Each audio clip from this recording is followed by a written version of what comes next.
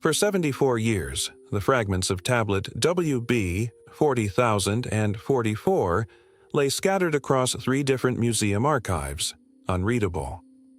The clay was in an advanced state of deterioration, and the Kuna script was severely damaged. Most archaeologists assumed they contained administrative records, such as grain inventories and temple donations, as was typical in such cases. However, in 2019, a team from the University of Copenhagen used reflectance transform imaging technology to analyze the fragments. Thanks to this method, they were able to reconstruct portions that had remained unreadable since their excavation in 1951. The surprising discovery was that the contents were not administrative records. Instead, they found a detailed physical description of the Anunnaki: their height, the shape of their eyes, the luminosity of their skin, the density of their bones, and other characteristics. This tablet was not discovered in Uruk or Nippur, but in a collapsed chamber beneath the ziggurat of Ur, sealed within what the excavation report described as a container of unknown material. This container disintegrated shortly after being exposed to air, but the 12 tablet fragments it contained survived.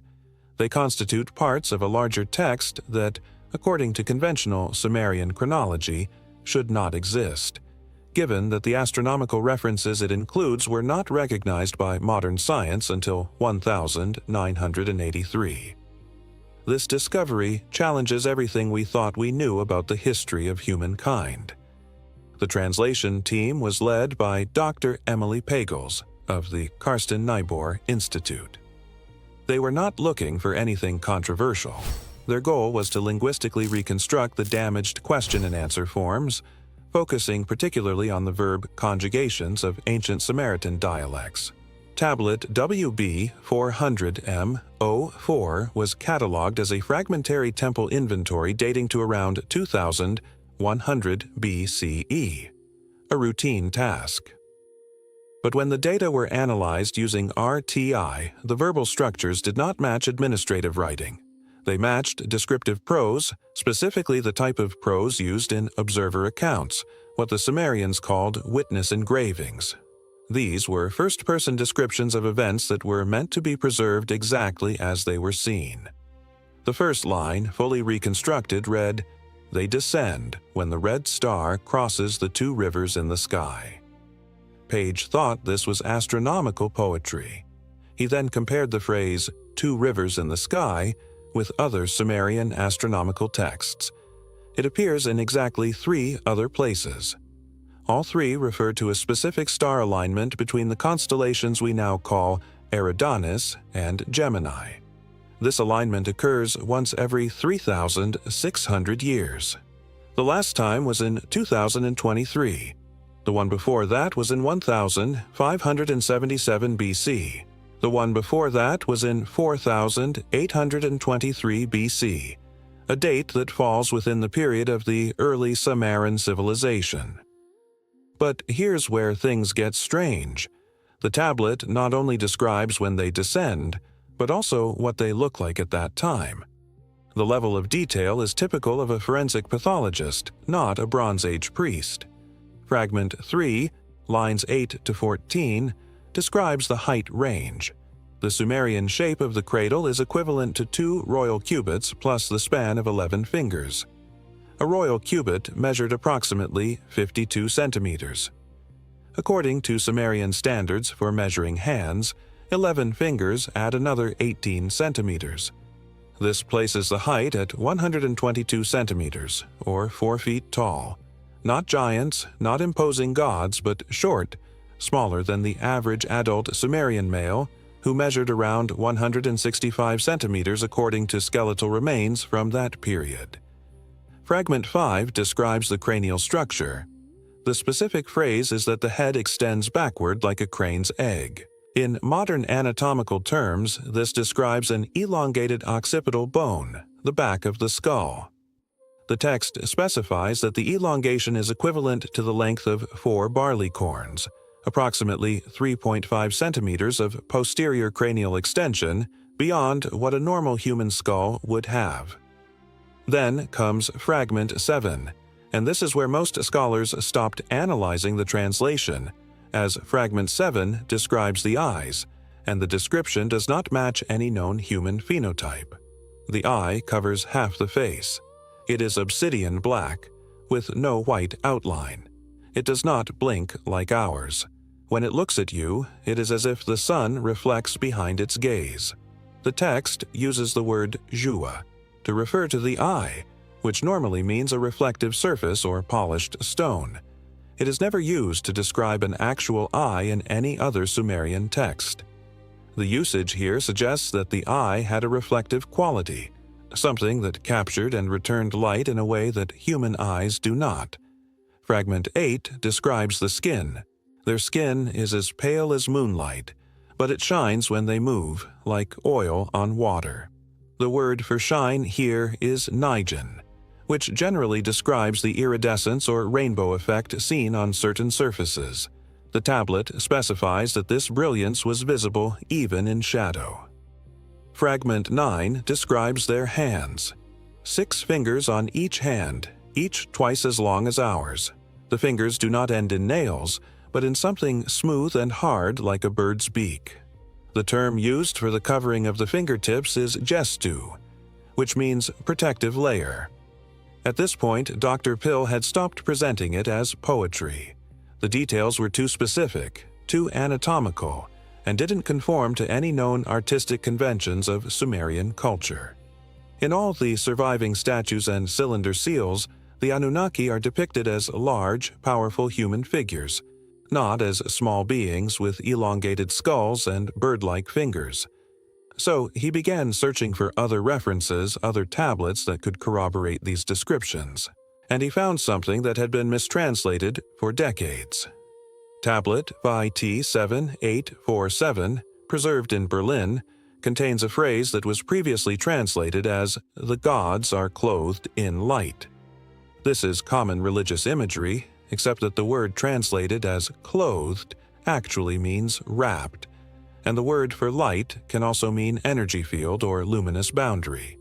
A more accurate translation would be that the gods are enveloped in a luminous boundary. Fragment 10 of WB44 describes this phenomenon precisely. They do not wear clothes like us. Around them is a field that refracts light. Looking directly at them fills one's eyes with tears, and one looks away. The field emits an inaudible hum, but one that causes a sharp pain in the bones. That last detail is what caught the attention of physicist Dr. Marian Brogg of ETH Zurich. A sound too high-pitched for human hearing to affect bones would have to have an ultrasonic frequency above 20 kHz. High-intensity ultrasound in the 25 to 40 kHz range can cause nausea, bone resonance, and visual disturbances in humans. The Sumerians didn't have a framework to describe ultrasonic frequencies, but a sound too high-pitched to be heard that causes bone pain perfectly describes its effects. And before I continue, I need to pause, because what I'm about to tell you gets much darker.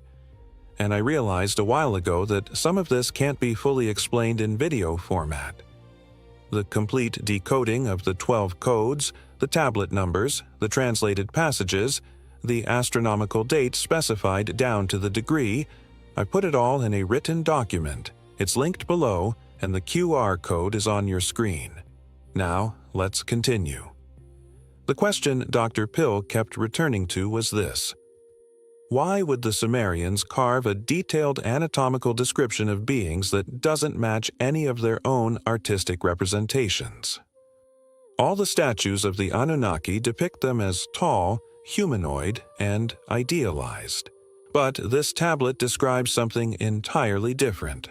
The answer might lie in Fragment 11, and this is where the translation becomes controversial, because Fragment 11 contains what appears to be a date.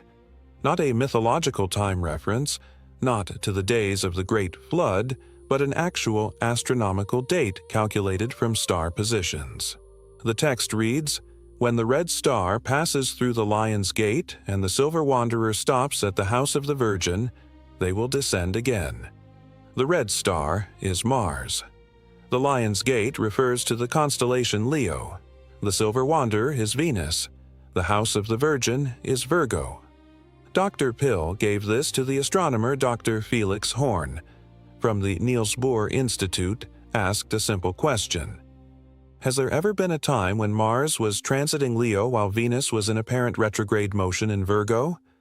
Horn performed the calculation using Stellarium software, modeling the night sky from 5000 BC to the present. The alignment described on the tablet has occurred exactly 3 times in recorded history. Once in 4023 BC, once in 1577 BC, and once in August 2023. The next occurrence is in September 2028, and that's in 3 years. Now, most archaeologists would dismiss this as a coincidence. Ancient people followed the stars. They observed patterns. It's not surprising that a tablet might reference an astronomical event. But here's the problem. The Sumerians did not possess the mathematical ability to predict the retrograde motions of the planets.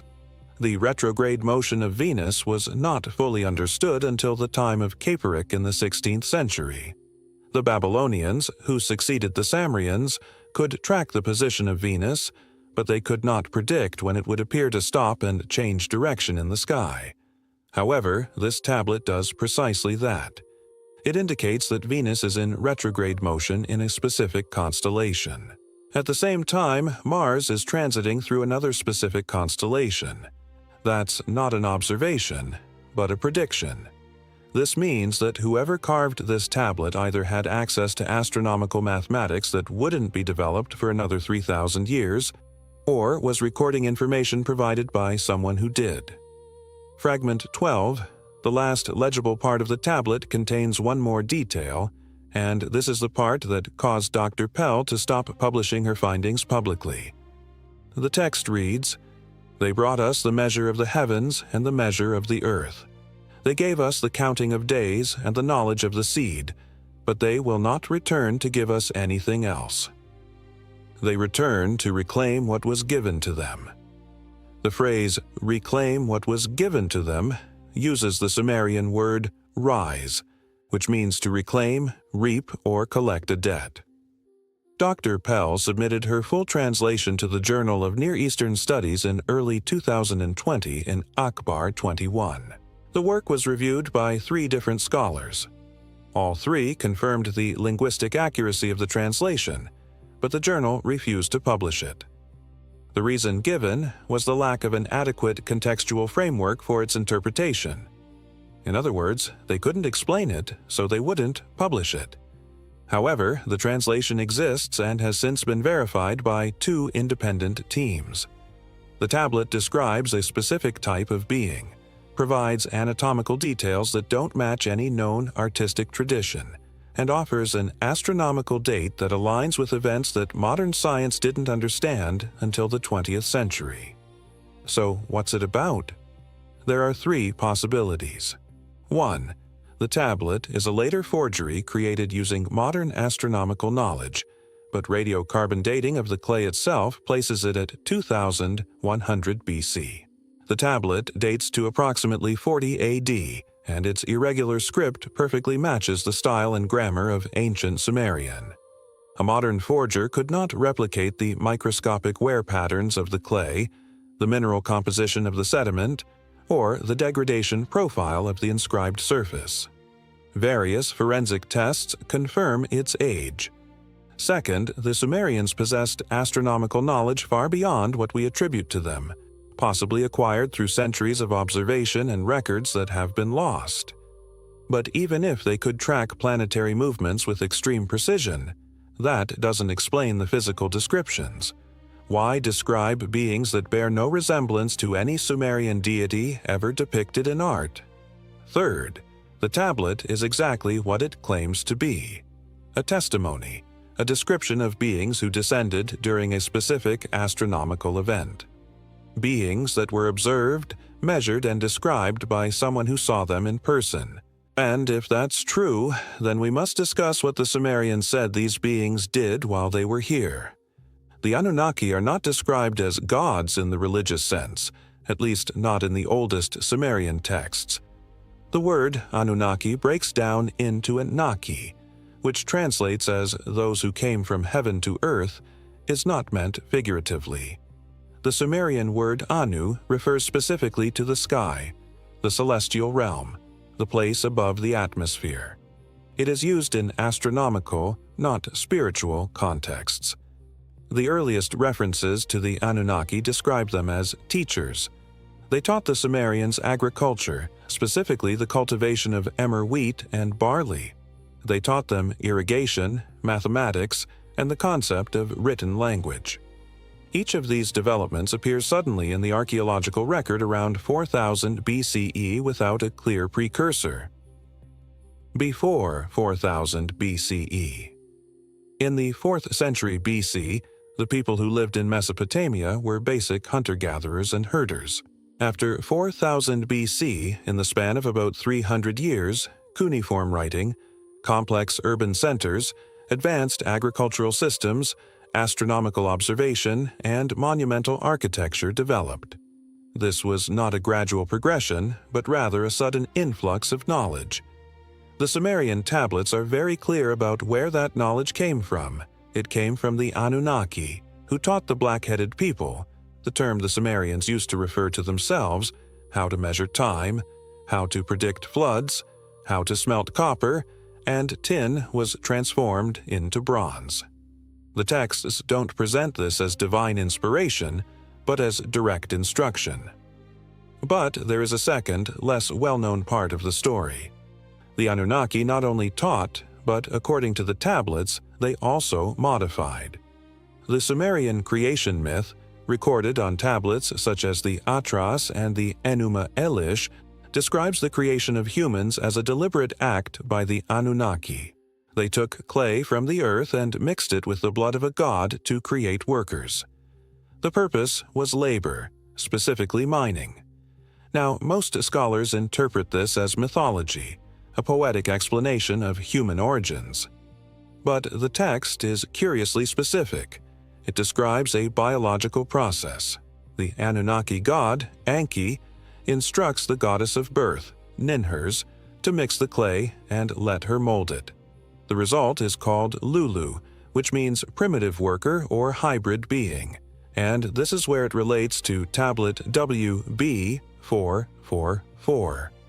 Fragment 6, which I didn't mention earlier, contains a single line that Dr. Pill was initially unable to translate. The line uses an archaic grammatical structure that doesn't appear anywhere else in Sumerian literature. But after consulting with Dr. Thea Rahl, a specialist in Proto-Upran, the verse was finally reconstructed. It reads, "We are their experiment. They molded us from what was here." The word experiment is an approximation. The original Sumerian term is kabir, which means to mold, shape, or test a form. But in the context of the surrounding grammar, it implies an intentional creation with a purpose. Not a creation in the divine sense, but in the functional sense. Before moving on to the next code, pause for a moment. What you just heard about Fragment 6 is what changes everything, but it only makes sense when seen written alongside the original Sumerian notation. The population figures, the triggering conditions. It's all in the document linked below. Take 5 seconds right now, download it, and then come back because what follows is directly based on it. The link is in the description. The QR code is on your screen. The implications of Fragment 6 are fairly straightforward. If the Sumerians believed they were created by the Anunnaki as a workforce, then every subsequent interaction with these beings would be understood through that lens, not as gods worthy of worship, but as creators who demanded production. And the tablets reflect this. The Sumerian relationship with the Anunnaki was not reverential as we understand it in modern religion, but transactional. The Anunnaki provided knowledge and resources, humans, labor, and tribute. The temples are not described as places of worship, but as administrative centers, places where the Anunnaki carried out their work. The description of physical appearance on the WB400 Meor tablet fits this model. If the Anunnaki were beings who descended for specific purposes during particular astronomical events, then describing their appearance in precise anatomical terms makes sense. It would be advantageous for future generations to recognize them, know what to expect, and prepare accordingly. The phrase, "they returned to reclaim what had been given to them," suggests that the relationship had an end, or several. The Anunnaki were not permanent residents. They arrived, taught, built, and then left. But the tablets make it clear that they planned to return. And if the astronomical dating of Fragment 11 is accurate, then the Sumerians knew when that return would occur.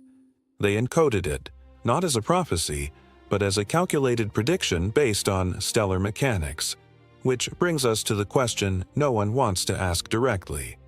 If the last alignment occurred in August 2023, why did nothing happen? There are two possible answers. One, the tablet is symbolic. The alignment is a coincidence, and the whole narrative is mythological. That is the prevailing academic view, and it is sound. It does not require a paradigm shift. But secondly, the alignment marks a period, not a specific day, and that period has not yet ended. Fragment 11 specifies that Mars transited through Leo during Venus's retrograde motion in Virgo. This alignment lasted from August to October 2023. But there is a secondary condition mentioned earlier in the fragment that most translations overlook. The line preceding the astronomical description reads, "When the count of the black-headed people reaches the number carved on the stone of the first temple, and the red star passes through the lion gate." The census of the black-headed people, population. The first temple is the ziggurat where tablet WB4M4 was found, and at the base of that ziggurat there is an inscription. It is not on the main structure. It is on a foundation stone discovered during the excavation in 1923, photographed once and then re-examined for its preservation. The number engraved on that stone is written in base 60 notation. Converting it to base 10, the number is 8.3 billion. The current global human population as of 2024 is approximately 8.1 billion. We haven't reached that number yet, but we're close. And the next retrograde alignment of Mars in Leo and Venus in Virgo occurs in September 2028, in 4 years. Dr. Page stopped publishing after making that calculation. Not because the university pressured her. She made that clear in the only interview she gave before going silent. She stopped publishing because she didn't know what to do with the information. Publishing it would make her a target for criticism, but it would also make the data available to anyone who paid attention.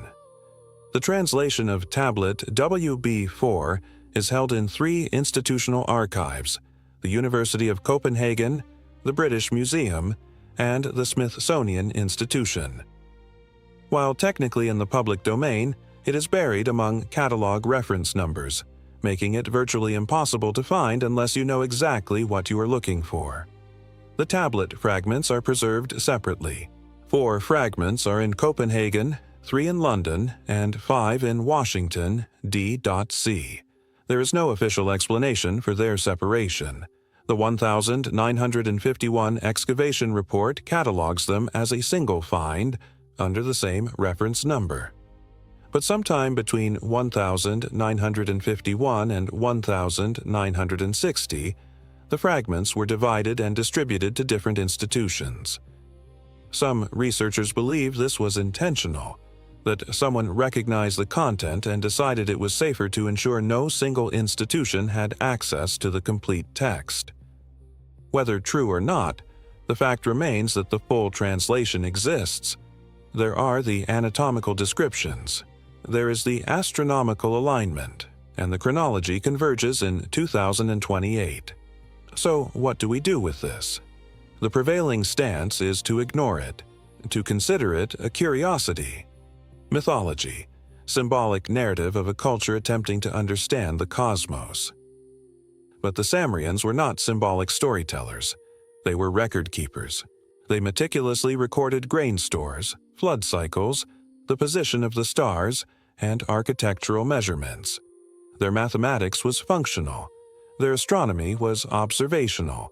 Their writing was literal.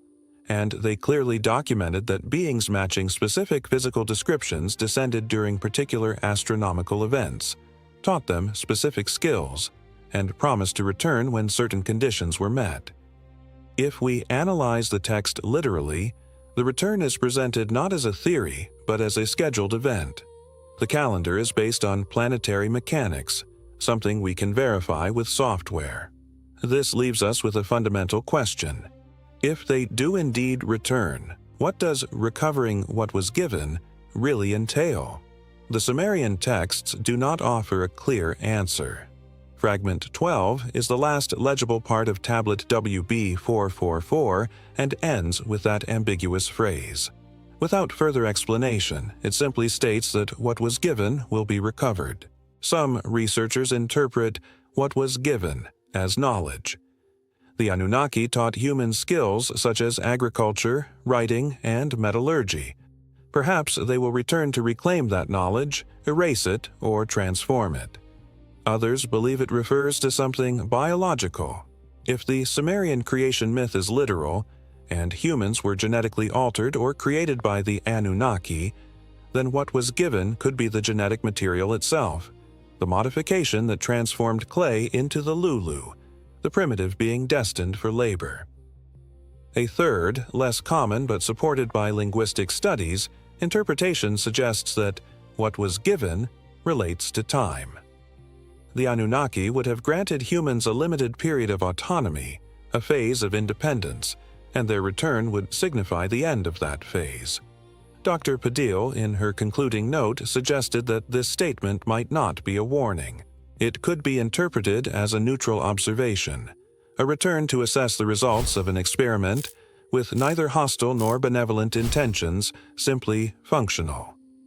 However, the Sumerian perspective on the Anunnaki suggests they did not see it that way. Later texts describe the Anunnaki's departure as a relief.